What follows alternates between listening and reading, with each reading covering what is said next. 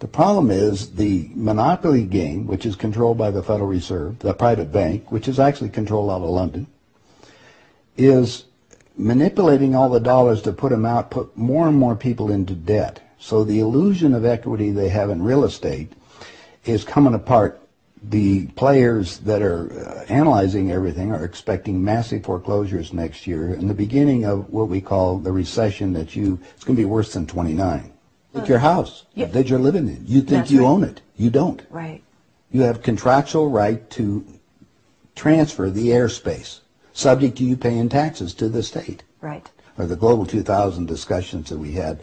The real problem that they have, as Kissinger says, is there are just too many people on the planet.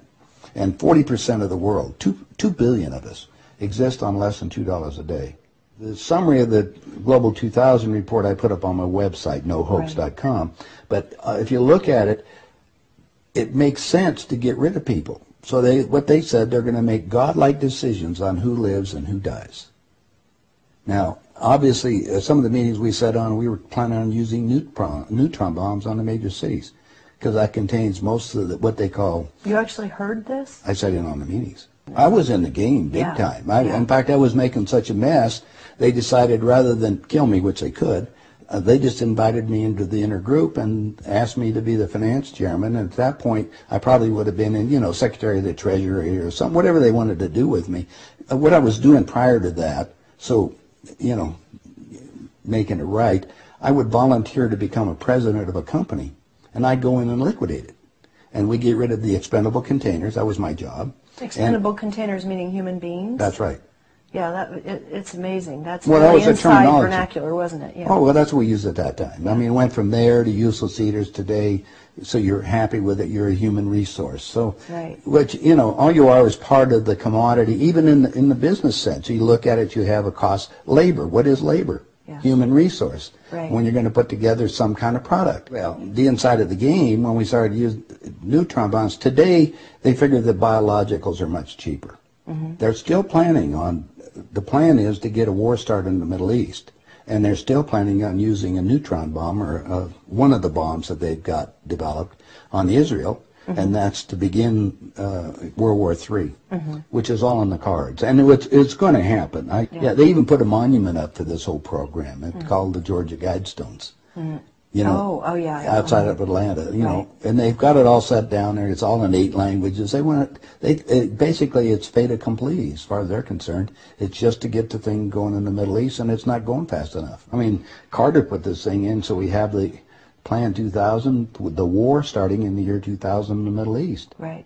Reduce the population of the planet down to 500 million, have one world currency under the Homeland Security, or FEMA if you want to call it.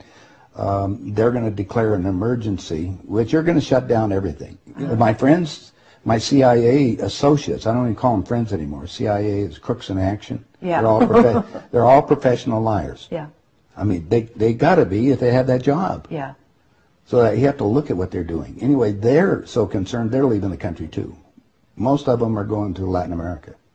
Meanwhile, they're closing in every day right now, just closing in to make it so we're going to be set up in these enemy prisoner war camps. I published a book.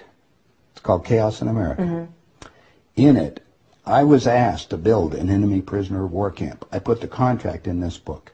So you can read it for yourself. This is in downtown Las Vegas, right on the railroad tracks. It says enemy prisoner war camp. They're all on top. And they're building them all the way across the United States right now.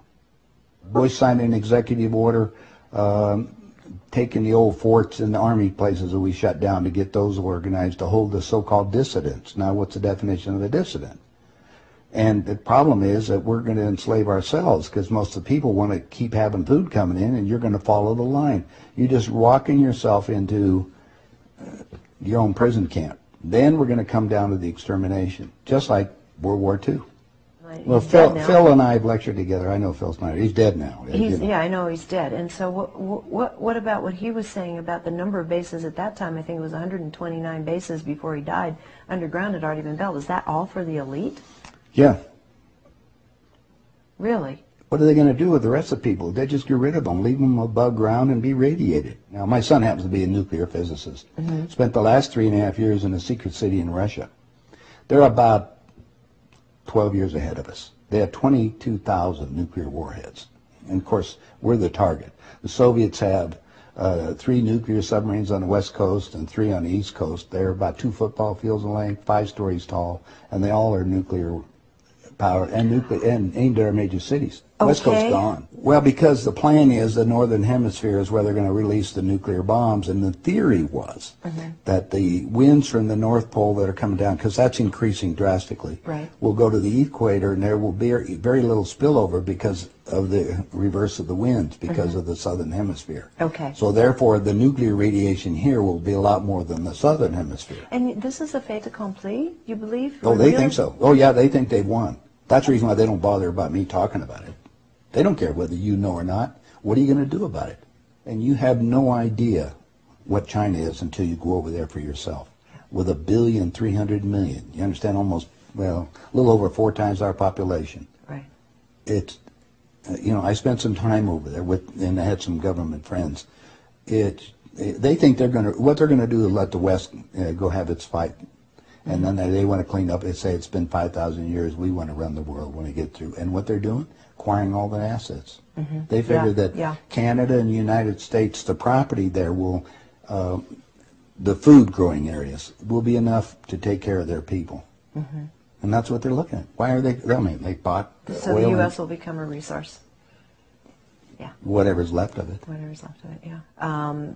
You seem to be in a unique position to be able to put a fair amount of this together, which is quite interesting. Well, I walk my talk. I played the game. You played the game. You know one level of it. And I know. I used, like I say, I used to play around with the world leaders, so I know what they're planning on doing. What change of heart? What happened in you that made you decide to share this information that happens at the inside levels?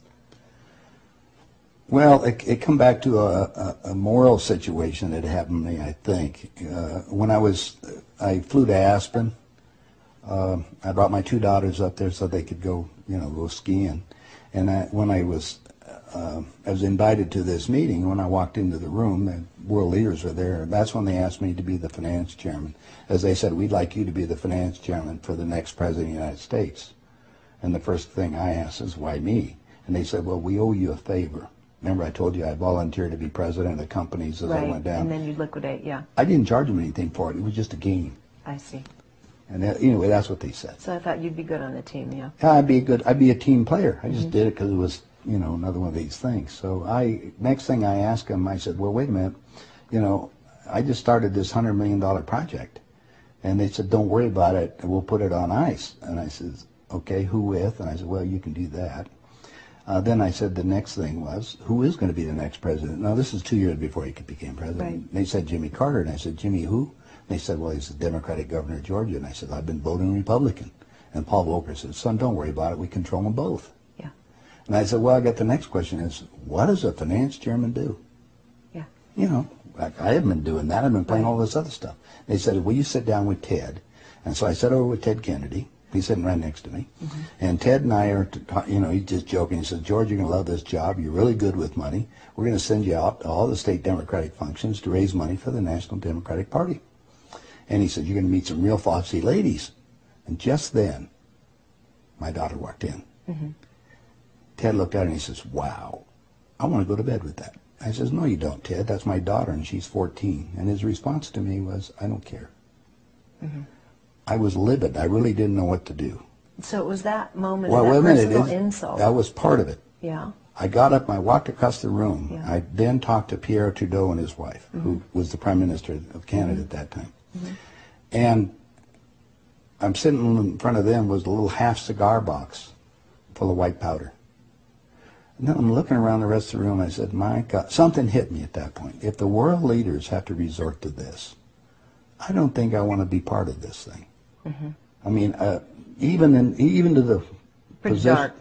even to the pollution and getting everything else they're talking about, getting rid of all the other people. I mean, I was raised in a packing house and slaughtering animals, and you get to the point where people are just animals at that level. And then I found out a little bit more about the details of the Plan 2000, of the annihilation of the entire planet. I said, I got to stop these people. There's something there. I mean, it's just, they got to be stopped.